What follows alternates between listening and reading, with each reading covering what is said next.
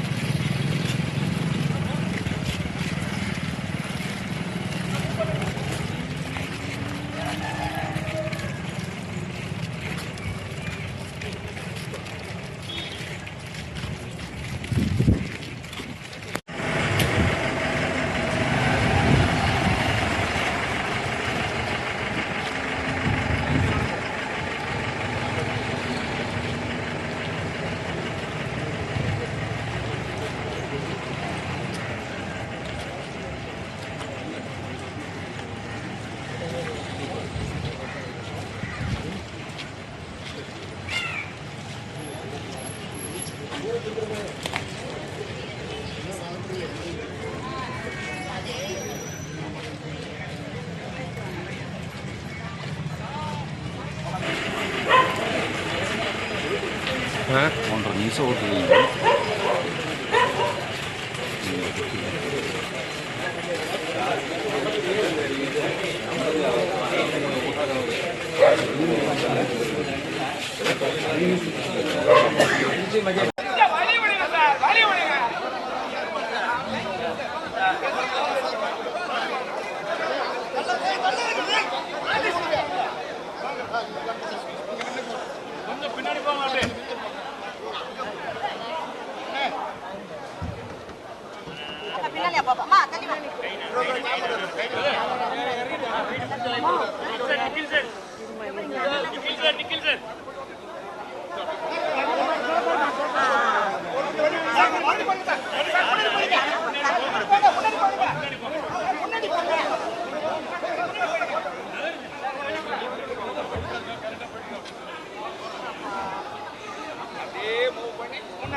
அந்த வழியில போட்டு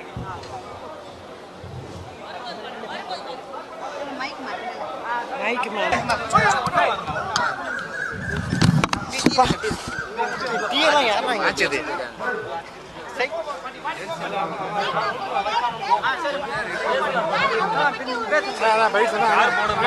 பேசும்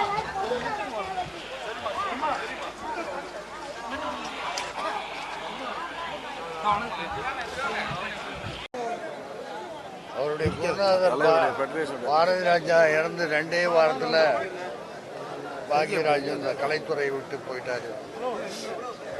கிரேட் மேன். பாரதி ராஜாவை எவ்வளோ நாள் தெரியுமோ அதே அளவுக்கு எனக்கு பாக்யராஜும். நானும் உங்கள் வீட்டுக்கு எதிர்த்தாப்புல தான் இங்கே இருந்தேன். என்னுடைய நேபர்.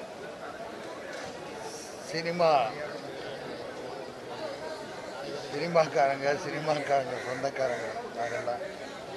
அப்படிப்பட்ட ஒரு நல்ல மனிதரை பார்க்க முடியாது. சிறப்பாக வாழ்ந்து இந்த கலைத்துறைக்கும் தமிழகத்திற்கும் அவர் பல கருத்துள்ள படங்களை சொல்லியிருக்கிறார். வாழ்க்கை யதார்த்தமாக பாரதி ராஜாவை போல பாக்யராஜும் இன்றைக்கு தமிழ் திரையுலகம் உள்ளவரை அவரை மறக்க முடியாது. அந்த அளவுக்கு பல கருத்துள்ள படங்கள் வந்திருக்கிறார்கள். மனிதனுடைய பிறப்பு தெரியுதே தவிர இறப்பு எப்பன்னே தெரியல. பாரதி ராஜா அவர்களுடைய மறைவில் வீட்டுக்கு போன போது அவர்கிட்ட பேசிகிட்டு இருந்தேன். அதுக்கப்புறம் இன்னைக்கு காலையில் திடீர்னு வந்து அவர் காலமாகிட்டாங்க போது என்னால் நினச்சி கூட பார்க்கிறேன். ஆகவே இறைவன் எந்த அளவுக்கு நமக்கு வாழ்வு கொடுக்குறானோ இருக்கிற காலத்தில் நல்லதை பண்ணிட்டு போனோம். இந்த கலை உலகம் உள்ள வரைக்கும் பாக்யராஜ் இந்த கலைத்துறையும் தமிழக மக்களும் மறக்க மாட்டாங்க. அவருடைய ஆத்மா சாந்தி அடையணும். அவருடைய குடும்பத்தாருடைய எல்லாருக்கும் என்னுடைய குடும்பத்தின் சார்பாக, என்னுடைய மகன் அருண் விஜய் சார்பாகவும், ஸ்ரீதேவி, பிரீதா, என் குடும்பத்தில் உள்ள அத்தனை பேர் சார்பாகவும். ஏன்னா ஸ்ரீதேவி வந்து அவங்க கூட அம்மா வந்தாச்சுன்னு பாக்யராஜ் சார் கூட குழந்தை நட்சத்திரமாக இருந்தது. நான் அதிக படங்கள் நடிக்கல அவர் கூட. ஒரு ஊரில் ஒரு ராஜகுமாரி என்ற படத்தில் நடித்தார்.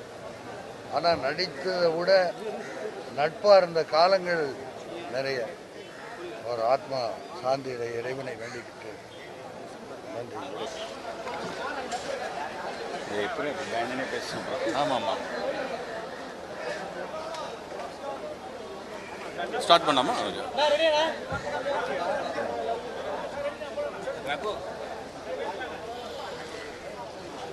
திரு பாக்யராஜ் அவர்களை இழந்து வாடும் அவருடைய குடும்பத்தாருக்கு என்னுடைய மனமார்ந்த இரங்கல்களை தெரிவிச்சுக்கிறேன்.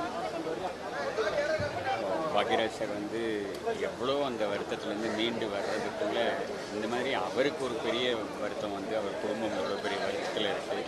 திரையுலகத்துக்கே இது வந்து அடுத்தடுத்து பாரதி ராஜா சார் அப்புறம் பாக்யராஜ் சார்ங்கிறது ஒரு பெரும் இழப்பாக இருக்குது. எல்லாருக்கும் ஒரு ஷாக்காக இருக்குது. இந்த நேரத்தில் திரைக்கதை மன்னன் பாக்யராஜ் சாரை சொல்கிறோம். அதை கண்டிப்பாக நினச்சி பார்க்க வேண்டிய நேரம்னு நினைக்கிறேன். ஒரு ஆள் வந்து ஒரு சினிமா எடுக்கிறாரு, அந்த சினிமாவுக்கு கதை எழுதுகிறாரு. அந்த கதையில் அவர் வந்து தாலி வந்து அவ்வளோ முக்கியம் இல்லை, காதல் தான் முக்கியம்னு ஒரு படம் ஃபுல்லாக காதலை காமிச்சதுனால இது என்ன பெரிய தாலி, இதை பிடுங்கி எரிஞ்சிட்டா முடிஞ்சிச்சு, கழுத்தில் ஒரு கயிறு கட்டினா காதல் போயிடுமா, காதல் தான் முக்கியம்னு அந்த தாலியை பிடுங்கி எரியிற மாதிரி பாரதி ராஜாவோட இயக்கத்தில் பாக்யராஜ் கதையில் புதிய வார்ப்புகள்னு ஒரு கதை எழுதுகிறார் பாக்யராஜ் சார். யார் வந்து காதல் தான் முக்கியம், தாலி ஒரு மேட்டர் இல்லைன்னு சொன்னாரோ அவரே ஒரு 4-5 வருஷம் கழித்து அடுத்த ஒரு படம் எடுக்கிறார். சரி, ஒரு 4 நாள் கட்டினதுக்காகவோ 5 நாள் கட்டினதுக்காகவோ அது முக்கியம் இல்லாமல் போயிடுமா? என்ன தான் காதல் இருந்தாலும் கல்யாணம்ங்கிறது எவ்வளோ பெரிய இன்ஸ்டியூஷன்னு அதை ப்ரூவ் பண்ணுறதுக்கு அந்த 7 நாட்கள்னு ஒரு படம் எடுக்கிறார். அதாவது வந்து ஒரே கதாசிரியர் இப்படியும் கதைக்கு ஆர்கியூ பண்ண முடியும், அப்படிக்கும் கதைக்கு ஆர்கியூ பண்ண முடியும். எங்கள் சின்ன ராசாவை மறக்க முடியுமா, டார்லிங்கை மறக்க முடியுமா?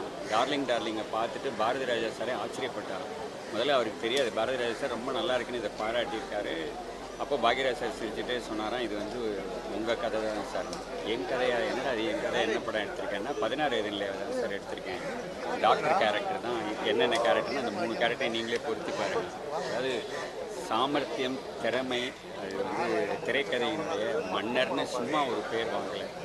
அவ்வளவு பேரை வாங்கிட்டு அவ்வளவு எளிமையாக ஒரு புது கதாசிரியர், புது எழுத்தாளர், புது டைரக்டர் வந்தால் கூட அந்த படங்களை ரசிக்கிறது, பாராட்டுறது, எல்லாரோடையும் பண்போட பழகிறது, ஒரு மறக்க முடியாத ஜாம்பவான். நம்ம வந்து பல விஷயங்களை பல வரும் தலைமுறைகளும் கற்றுக்கிறதுக்கான படங்களை நம்மள்கிட்ட கொடுத்துட்டு போயிருக்கிற ஜாம்பவான் பாக்யராஜ் சார். ரைட்டர்ஸ் யூனியனில் வந்து அவர் வந்து தலைவராக இருந்து இளம் இயக்குநர்களுக்கும் உதவி இயக்குநர்களுக்கும் வெற்றி செல்வன் என்னோட அசிஸ்டன்ட் இப்போ டைரக்டர், இவங்க எல்லாரும் இவ்வளவு அதை நினச்சி பாராட்டி பேசுகிற மாதிரி அவர் வந்து ரைட்டர்ஸ் யூனியன் மூலமாக அவ்வளோ பேருக்கு அவ்வளோ நல்லது பண்ணியிருக்காரு. ஏன்னா அவர் வந்து ஆஸ் எ ஹியூமன் பீயிங் வந்து அவரோட மனசு வந்து சரியான இடத்துல இருக்குது. எல்லாரையும் கைண்டாக நடத்துறது, எல்லாருக்கும் ஏதாவது உதவி பண்ண முடியுமான்னு பார்க்குறது, இந்த நல்ல குணங்களை இந்த நேரத்தில் நான் நினச்சி பார்க்குறேன். அவரை இழந்து பாடுற அவரோட குடும்பத்தாருக்கு என்னுடைய ஆழ்ந்த இரங்கல்களை தெரிவிச்சுக்கிறேன். 17 நாட்கள் கழிந்திருக்கின்றன. இயக்குனர் இமயம் பாரதி ராஜா மறைந்து அதற்குள் தலையில் இன்னொரு இடி விழுந்திருக்கிறது. பாக்யராஜின் மறைவு. பாரதி ராஜாவை புதைத்த மண்ணின் ஈரம் இன்னும் காயவில்லை. அதற்குள் பாக்யராஜின் உடலுக்கு நாம் தீமூட்ட வேண்டிய இடத்தில் காலம் நம்மை தள்ளியிருக்கிறது. பாக்யராஜின் மறைவு எனக்கு தனிப்பட்ட முறையில் ஒரு நட்பின் இழப்பு.